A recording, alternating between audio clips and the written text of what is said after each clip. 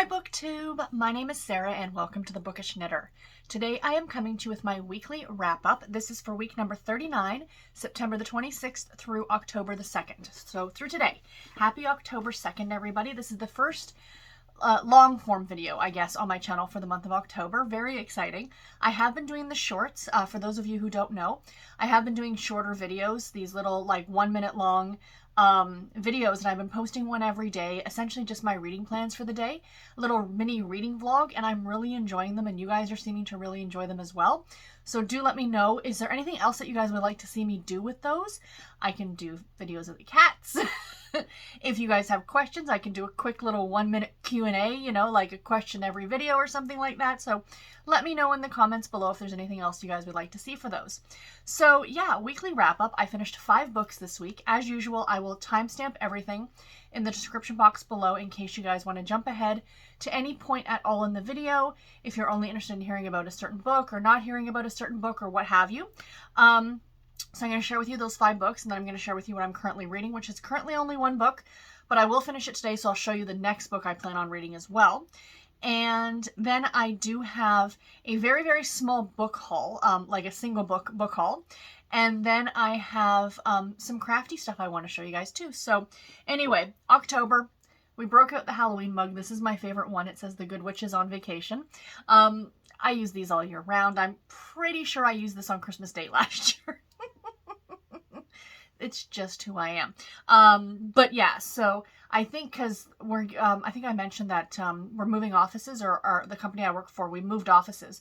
A lot of people are in the new office, but I'm not there yet because my area that I sit in is still under construction. But I think that once everything's done and we're back to work like normally, I think I'm going to make sure that, well, I mean, clearly clean this. And then, like, you know what I mean? And then I think I'm going to take this to work as my work mug, because I think that would be a lot of fun just to walk around the office with this. Because that's my sense of humor. So anyway, guys, let's get into the books that I finished this week. So the first book that I finished this week was Someone for Everyone by Tracy Corbett. I gave this book 5 stars, you guys. I loved this book so much. So this is book number 3 in the Swept Away by You series, which can definitely be read as standalones. I didn't realize it was part of a series until later. And it read, like, you meet these other characters and you think to yourself, well, I wonder if they have stories, because it's like our main character, Kate, it's her cousins.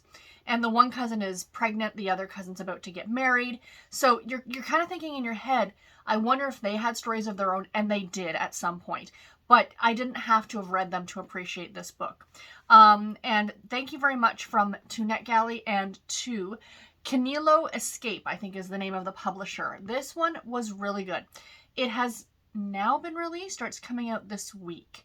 I think it's like an October 4th release date or something like that. So I did read this one ahead of the release date. And this is an interracial romance, and I really, really enjoyed it. So it's the story of Kate and Calvin. So this does take place in the UK, which I also really, really loved. So essentially in this book, Kate is not having a very good go of it. Her ex has left her, and left her in severe amounts of debt.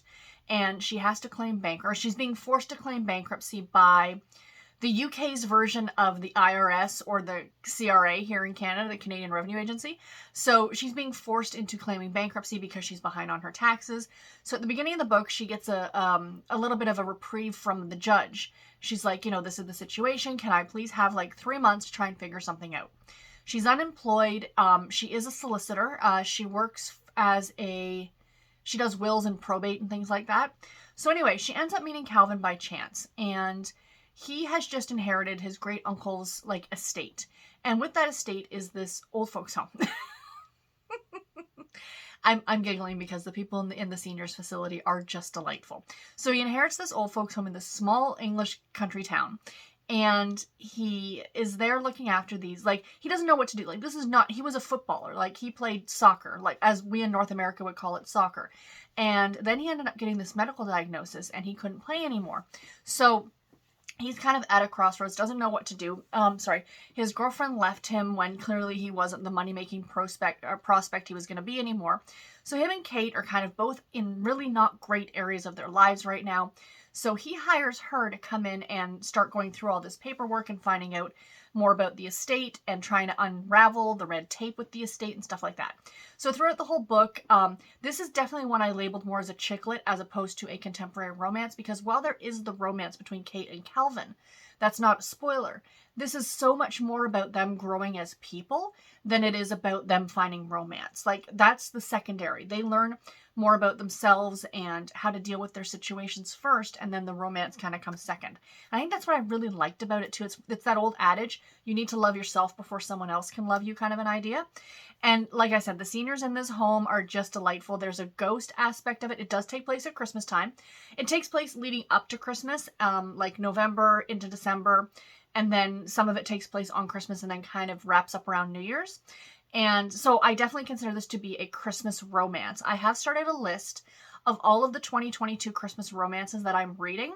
And I plan to do a wrap up of all of them, like after the holidays, like between Christmas and New Year's is kind of my goal for that. So we shall see.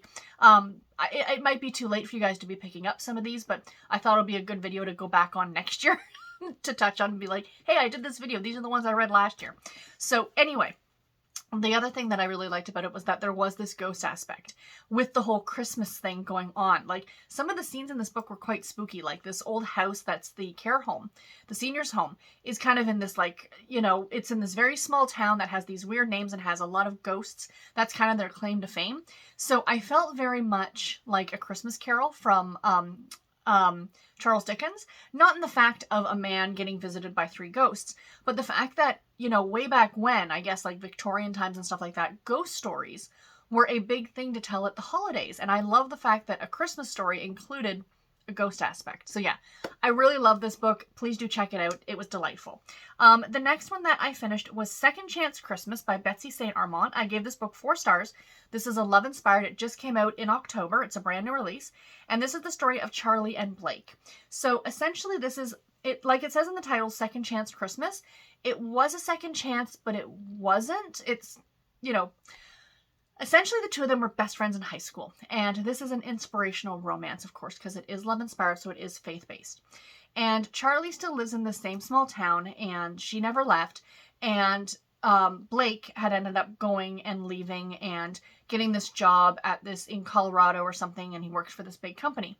So he's now come back to town for a few different reasons. One is that his niece is actually living in town. She is an orphan or a ward of the state. I don't know. She's not an orphan. She's a ward of the state because her father is unknown and her mother is in jail currently. I believe she's in jail. So he is next of kin for her, essentially, but he literally just found this out like a few weeks earlier. He didn't even know where his sister was. Like, he knew she'd been in and out of prison on drug charges and things like that. So he's come back to this small town to get his niece. She doesn't know that he exists, and he doesn't know that she exists, or didn't know she existed up until a few weeks ago. So Charlie is actually Tori, that's the niece. She's her caregiver, like her representative. Like, she lives in a foster home, but Charlie is kind of like her big sister, for lack of a better term. And, you know, she does things with the girls and make sure that they're okay and, you know, stuff like that. So she's not a caseworker. Like, that's not her job. She's just kind of like a big sister. You know, that Big Brothers Big Sisters organization, that's kind of what she's doing. There is a name for it. I can't remember what it is off the top of my head in the book. CA, Child Advocacy, something or other. Anyway, the other reason that Blake has come back to town is that the shelter, the no-kill dog shelter that Charlie works at, he is trying to buy the land so the company he works for can build a coffee shop, like, on this land. So the two of them are kind of going head to head. She's angry at him still for the fact that he left. You know, he was a year or two older than her, so, like, he was in college, and he came back, and he's like, hey, run away with me, and she's like, no, I'm still in high school. And then he just left, and she's been angry with him, and he's kind of been angry with her because she turned him down. But they never dated. They were never a couple. They were just best friends. And, you know, all this kind of starts to come out as the story goes on. I enjoyed it. I thought it was a really cute Christmas story. It wasn't overtly Christmas, like, you got a lot of Christmas aspects, but this is another one that you could have said at any time of the year. Christmas wasn't, you know, something that drove the plot, if you will. But I did enjoy it. I didn't find it overtly religious. I do touch on that because I know that there are some people who are okay with a little bit of the faith-based, but not as much of the faith-based. And this one was definitely on the lighter side of the faith-based, if you will. But it was really cute, and I liked it a lot. Next up, I finished My Year with the Billionaire by Rachael Stewart. I gave this book 4 stars as well. This is a Harlequin romance novel that was published in October of 2022, and guys, I loved this book. So this is what I like to call a inheritance romance. So this is about our main characters, Summer and Edward. And Summer and Edward knew each other when they were younger. She was 18, he was about 20. And she was an orphan, and she was adopted by this woman named Catherine. And Catherine is actually Edward's grandmother. So Catherine had this huge estate. It's a castle in the Scottish Highlands, and she would take in foster children. And Summer was one of those children. But she was older. Like, she took her, like, towards the end of being fostered, essentially. And Edward met her one summer when he was back from university, and the two of them were kind of like, they had a little bit of a summer fling, but nothing really came of it. Nothing physically, let's put it that way. That wasn't the situation, but they were definitely sweet on each other. So flash forward now 20 years, and Catherine has passed away, and she left her estate to both Edward and Summer, split down the middle between the two of them. So Edward is angry because why should this foster girl, who was only with his grandmother for like a year or so, get half of this massive estate, whereas he's her grandson. So there's a little bit of animosity there at the beginning. Summer herself doesn't understand what's going on and why. She had kept in touch with Catherine all throughout the last 20 years. She's traveled all over the world, you know, one of those kind of travel bloggers or vloggers or whatever you want to call that kind of job, if you will, for lack of a better term. And she always sends postcards home or back to Catherine to tell her how things were going and what her life was like. And, you know, she taught English. She was building houses for poor people. She was helping, you know, with vaccination clinics in some third world countries. Like, so she was doing a lot. She wasn't just some travel vlogger kind of an idea. She did a lot of charity type work as well. And I really adored her for that. But she's very confused. Like, why would she leave me this as well? But she's like, hey, it's half mine. But the stipulation is, as goes with these stories, that the two of them have to reside together in the castle for a year. And then after a year, they each get their own share and blah, blah, blah. If one of them leaves before the year is over, they forfeit their share to the other person. And if both of them end up leaving, everything goes to charity, essentially.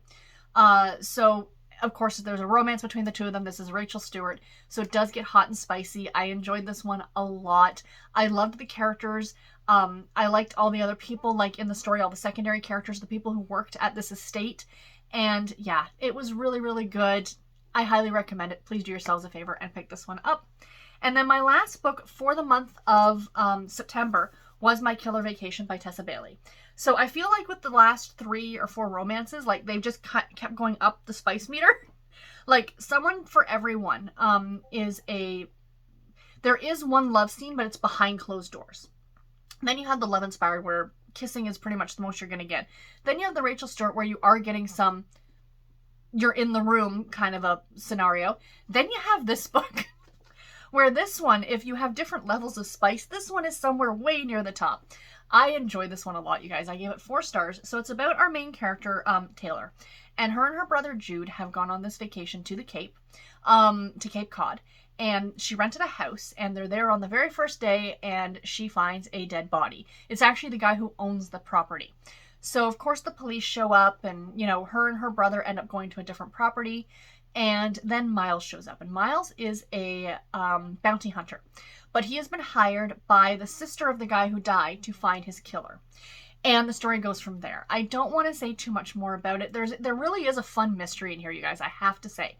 You know, to be honest, I mean, I found myself wanting to, at some point, start flipping through a lot of the love scenes because there's a lot in here. There is a lot in here, you guys. Like, even for me, and this is something that doesn't necessarily bother me, I found it a little bit over the top. I mean, it was very well written, like, don't get me wrong, but it was a little too much, if you know what I mean. And this isn't a terribly long book. It comes in at under 300 pages. This was self-published by Tessa Bailey, by the way. And you know, I did enjoy it.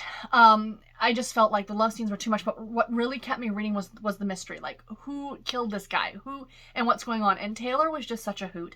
She is a kindergarten teacher, I think, and she fancies herself being very knowledgeable in the world of, like, killers and murderers and, you know, all these things because she listens to true crime podcasts.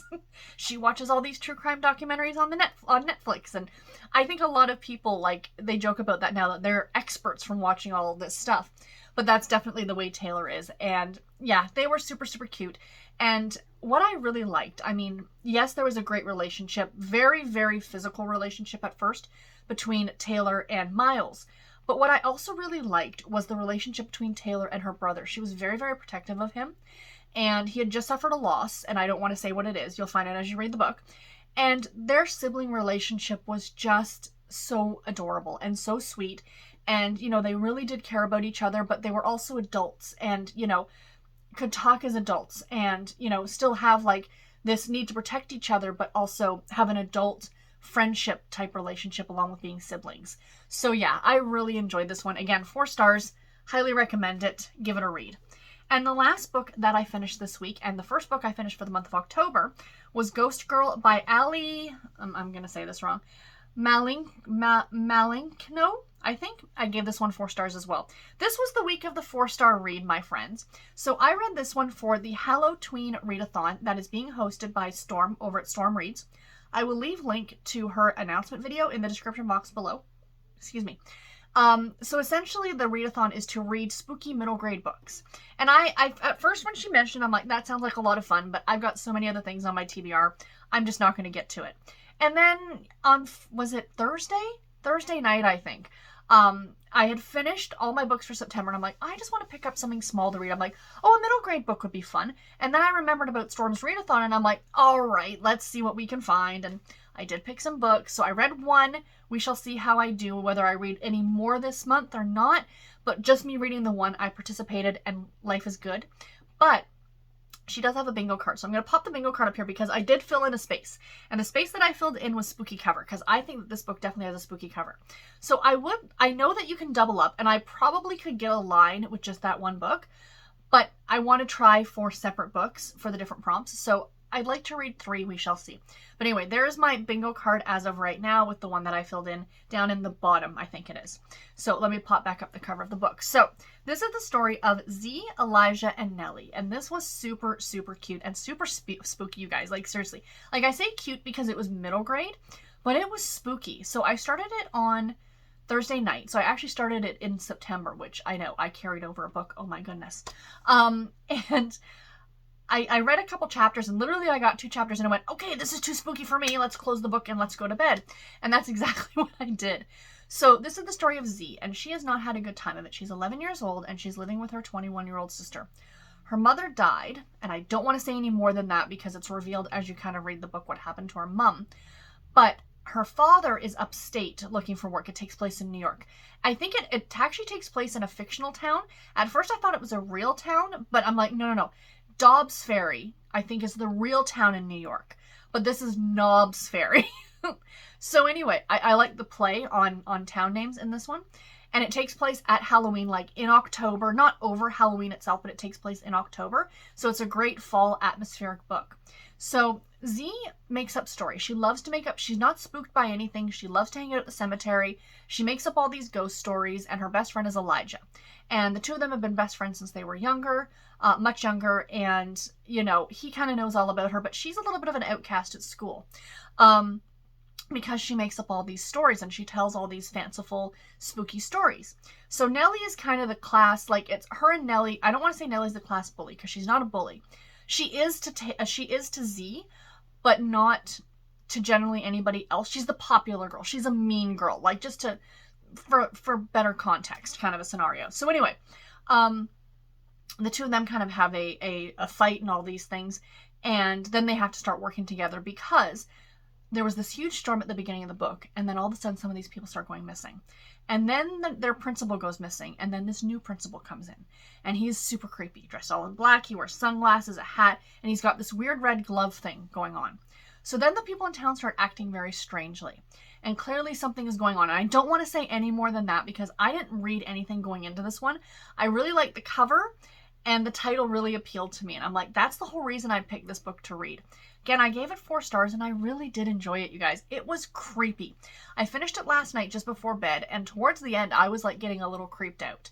So I was like trying to finish it up, and it was, for a middle grade book, guys, it was a lot of fun. And I mean, I was talking to my husband about this, about reading middle grade, and he's like, there are so many good books. It doesn't matter what the age group is that you're reading for, as long as you're enjoying it. But I mean, like, if you were only reading middle grade books like all the time as an adult, you know, you want a little bit more variety. It's the same with anything. If all you read is romance, if all you read is mystery, if all you read is YA, you know, give yourself a bit of variety. And I do. Like, I read middle grade. I read, you know, very smutty romance. I read, you know, cozy mysteries.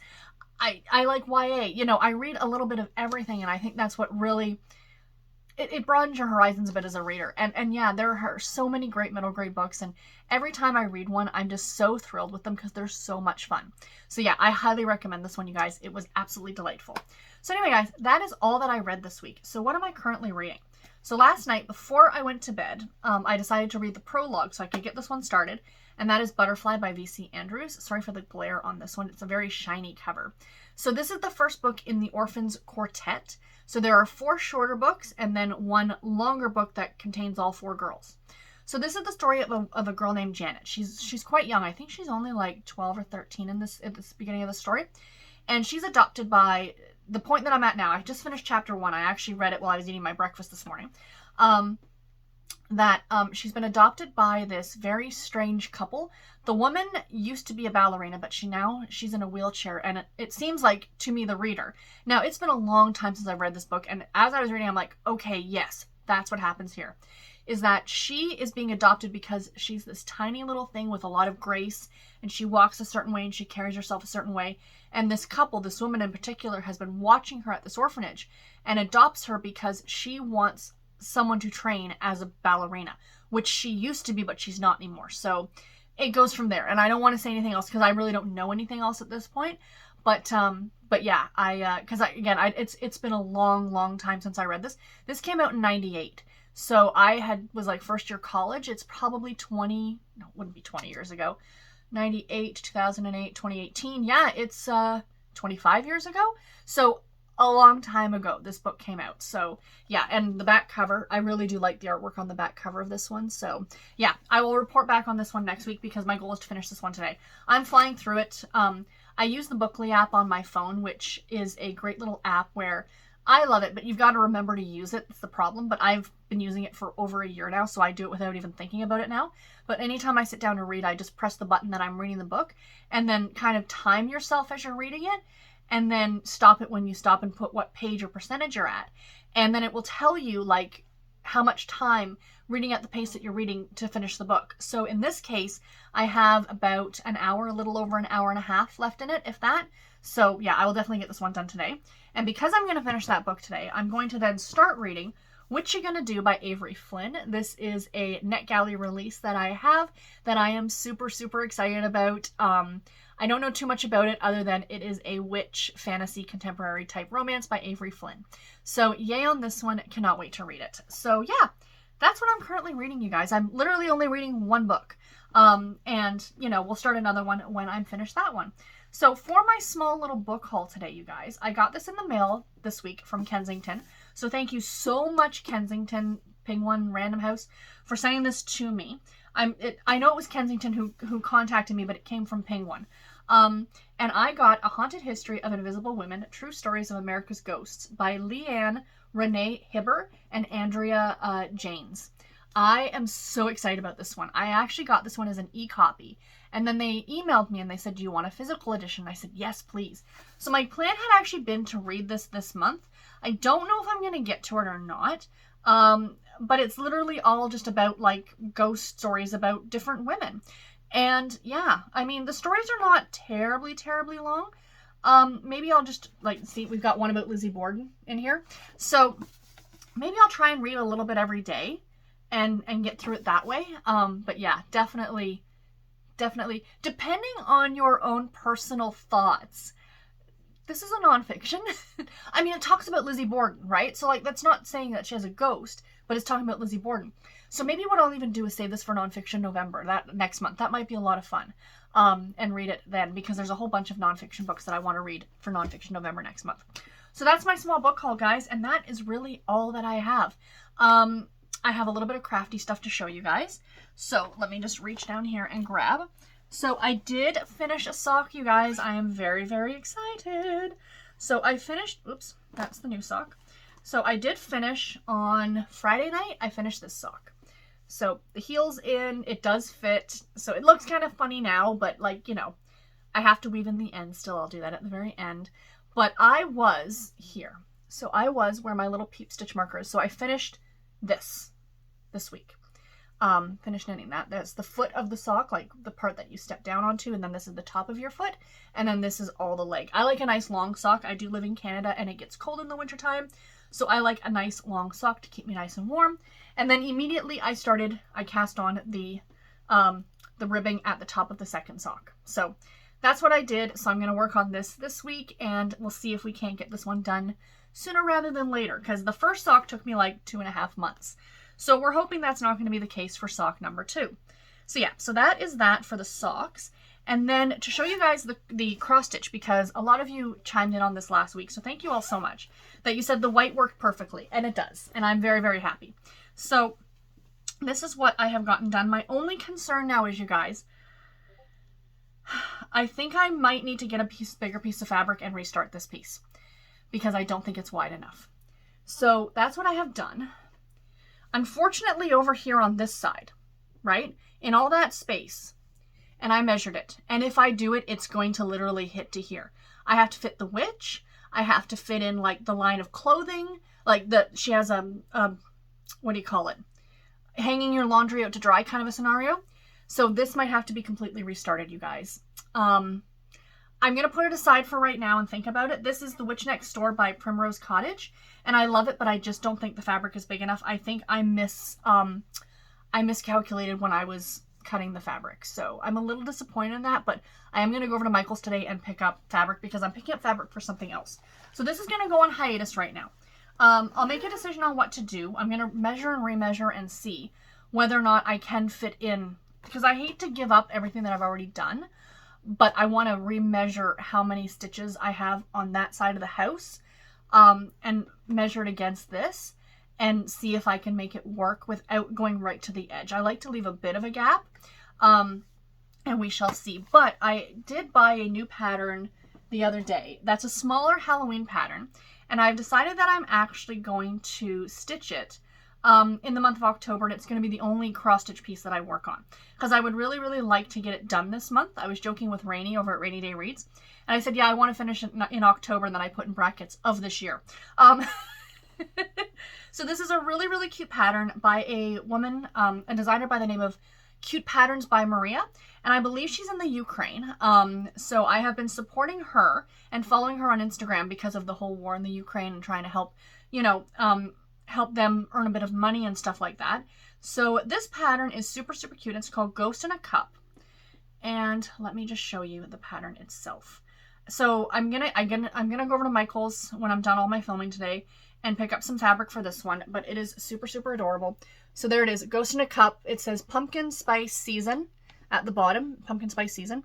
And you've got the ghost, and he's wearing a witch's hat, and there's some like cinnamon and like little cinnamon donuts or whatever, and it was totally adorable.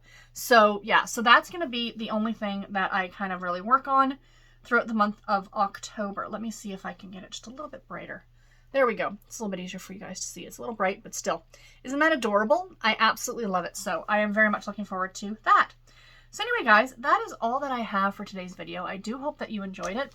Let me know in the comments below, how did you do in the month of September? Have you finished any books yet in October? I'm super stoked that I finished a book on the first day of October. I think it sets a good precedence for the rest of the month. But anyway, guys, until my next video, take care and happy reading. Thank you all so much for watching. Bye, guys.